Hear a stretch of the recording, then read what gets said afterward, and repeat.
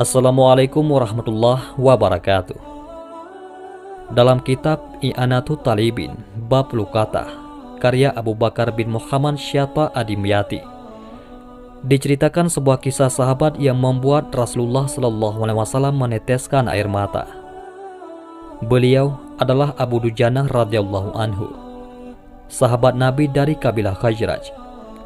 Beliau syahid dalam perang Yamamah ketika memerangi nabi palsu, yaitu Musailamah Al-Kahzab. Selain dikenal pemberani di medan perang, Abu Dujanah juga seorang yang sangat menjaga diri dan keluarganya dari perkara haram. Suatu hari, usai sholat subuh berjamaah bersama Rasulullah SAW, Abu Dujanah selalu terburu-buru pulang tanpa mengikuti doa ba'da sholat yang dipanjatkan Rasulullah. Melihat gelagat ini, Rasulullah mencoba meminta klarifikasi pada Abu Dujanah. Mengapa setiap kali kamu terburu-buru pulang dari jamaah subuh? Apakah engkau tidak memiliki permintaan kepada Allah sehingga tidak pernah menungguku selesai berdoa? Ada apa? Tanya baginda Nabi SAW. Abu Dujanah menjawab, "Begini ya Rasulullah," kata Abu Dujanah memulai ceritanya. "Rumah kami berdampingan persis dengan rumah seorang laki-laki. Di atas perkarangan rumah milik tetangga kami ini terdapat satu pohon kurma menjulang. Dahannya menjuntai ke rumah kami. Setiap kali ada angin bertiup di malam hari, kurma-kurma tetanggaku itu saling berjatuhan mendarat di rumah kami. Ya Rasulullah, kami keluarga orang yang tak berpunya. Anakku sering kelaparan, kurang makan. Saat anak-anak kami bangun, apapun yang didapat, mereka makan. Oleh karena itu, setelah selesai sholat, kami bergegas segera pulang sebelum anak-anak kami terbangun dari tidurnya. Kami kumpulkan kurma-kurma milik tetangga kami yang berceceran di rumah.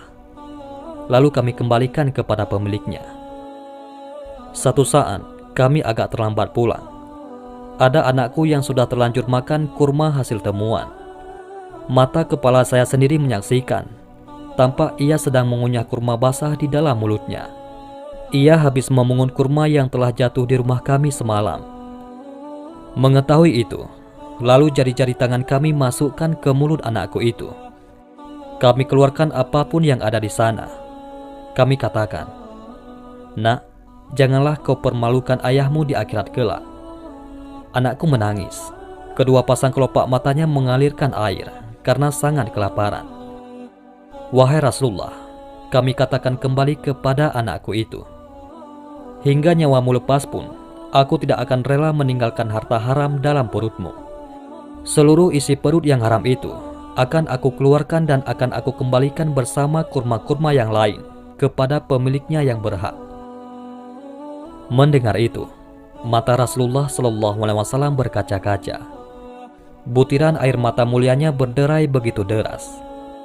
Baginda Rasulullah mencoba mencari tahu siapa sebenarnya pemilik pohon kurma yang dimaksud Abu Dujanah itu. Abu Dujanah pun mengatakan bahwa pohon kurma itu milik seorang laki-laki munafik. Tanpa basa-basi, baginda Nabi mengundang pemilik pohon kurma. Rasulullah lalu mengatakan, "Bisakah tidak jika aku meminta kamu menjual pohon kurma yang kamu miliki itu? Aku akan membelinya dengan 10 kali lipat dari pohon kurma itu sendiri." Pohonnya terbuat dari batu zamrud berwarna biru, disirami dengan emas merah, tangkainya dari mutiara putih. Di situ tersedia bidadari yang cantik jelita sesuai dengan hitungan buah kurma yang ada. Kata Rasulullah menawarkan. Laki-laki munafik ini lantas menjawab dengan tegas, "Saya tak pernah berdagang dengan memakai sistem jatuh tempo.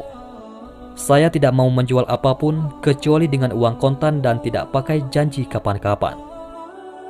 Tiba-tiba sahabat setia, yaitu Abu Bakar As-Siddiq radhiyallahu anhu datang. Lantas berkata, "Ya sudah, aku beli dengan 10 kali lipat dari tumbuhan kurma milik si Fulan, yaitu salah satu yang varietasnya tidak ada di kota ini. Lebih bagus jenisnya." Si munafik pun kegirangan sambil berujar, "Ya sudah, aku jual." Abu Bakar menyahut, "Bagus, aku beli." Setelah sepakat, Abu Bakar langsung menyerahkan pohon kurma itu kepada Abu Dujana. Rasulullah Shallallahu Alaihi Wasallam kemudian bersabda, "Wahai Abu Bakar, aku yang menanggung gantinya untukmu." Mendengar sabda Nabi itu, Abu Bakar bergembira bukan main. Begitu pula Abu Dujana. Sedangkan si munafik berjalan mendatangi istrinya, lalu mengisahkan kisah yang baru saja ia alami. "Aku telah mendapat untung banyak hari ini. Aku dapat 10 pohon kurma yang lebih bagus. Padahal kurma yang aku jual itu masih tetap berada di pekarangan rumahku. Aku tetap yang akan memakannya lebih dahulu, dan buah-buahnya pun tidak akan pernah aku berikan kepada tetangga kita itu sedikit pun." Malamnya si munafik tidur dan bangun di pagi harinya. Tiba-tiba pohon kurma yang ia miliki berpindah posisi, menjadi berdiri di atas tanah milik Abu Dujana. Dan seolah-olah tak pernah sekalipun tampak pohon itu tumbuh di atas tanah si munafik. Tempat asal pohon itu tumbuh rata dengan tanah. Ia keheranan tiada tara. Demikian kisah sahabat dan pohon kurma yang membuat Rasulullah Shallallahu Alaihi Wasallam menangis. Hikmah yang kita petik dari kisah ini adalah kehati-hatian para sahabat menjaga diri dan keluarganya dari makanan yang haram. Sesulit apapun hidup, seberat apapun hidup, seseorang tidak boleh memberikan makanan untuk dirinya sendiri dan keluarganya dari barang haram.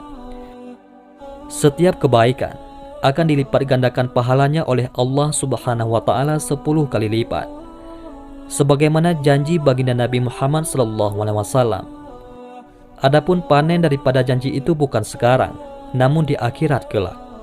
Karena dunia ini adalah daruz zar'i, ataupun tempat bercocok tanam, bukan darul hasad, yaitu tempat memanen.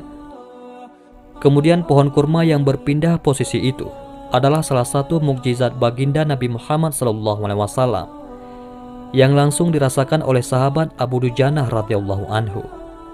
Wallahu a'lam bishawab. Mudah-mudahan ini semua bermanfaat. Assalamualaikum warahmatullahi wabarakatuh.